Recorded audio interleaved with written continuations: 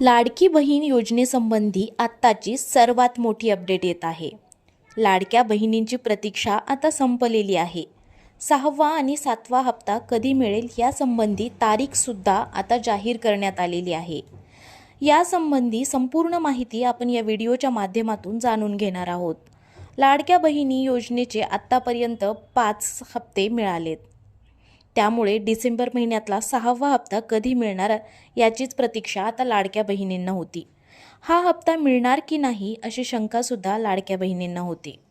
मात्र मुख्यमंत्री देवेंद्र फडणवीस यांनी कोणतेही निकष न लावता लाडकी बहीण योजना सुरू ठेवणार असल्याचं सांगितलंय.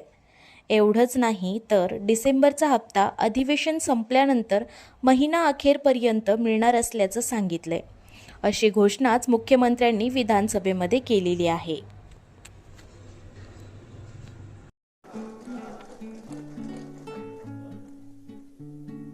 आज या निमित्ताने या सभागृहाला आश्वस्त करू इच्छितो, कोणतीही शंका मनात ठेवू नका. जी आश्वासनं आम्ही दिलेली आहेत, ज्या योजना आम्ही सुरू केलेल्या आहेत, एकही योजना आम्ही बंद होऊ देणार नाही. ज्या लाडक्या बहिणींनी महायुतीवर प्रेम दाखवलं, हे अधिवेशन संपल्याबरोबर डिसेंबर महिन्याचा हप्ता त्यांच्या खात्यामध्ये आम्ही टाकतो. आणि काहीच बदल नाहीये. नाना, मी या ठिकाणी स्पष्ट करू इच्छितो, कुठलेही नवीन निकष नाहीत. आता तर सगळ्यांनाच टाकतो. पण ॲपरंटली असं लक्षात येत आहे की काहींनी 4 खाती उघडलेली आहेत. तर जसं समाजामध्ये चांगल्या प्रवृत्ती असतात, त्याच्या काही वाईट प्रवृत्ती असतात. एखादी योजना जर चुकीच्या पद्धतीने कोणी वापरत असेल तर जनतेचा पैसा आहे, तुमची आमची सगळ्यांची जबाबदारी आहे की तो योग्य प्रकारे गेला पाहिजे. आता मागच्या काळात आम्हाला लक्षात आलं, माणसानीच 9 खाती काढली. आता त्याला लाडकी बहीण म्हणायचं कसं? पण लाडका भाऊ म्हणू शकत नाही, कारण बहिणींच्या पैशावर डल्ला मारतो तो लाडका भाऊ कसा? त्यामुळे असे जे आहेत,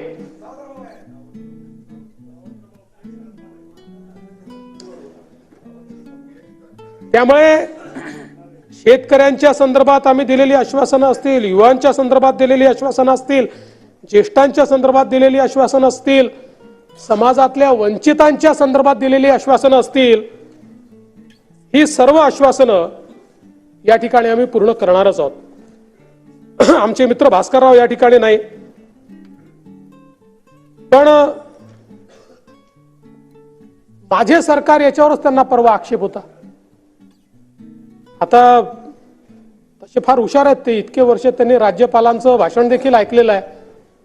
कदाचित शाळेत असताना नागरिक शास्त्राला दांडी मारत असतील ते.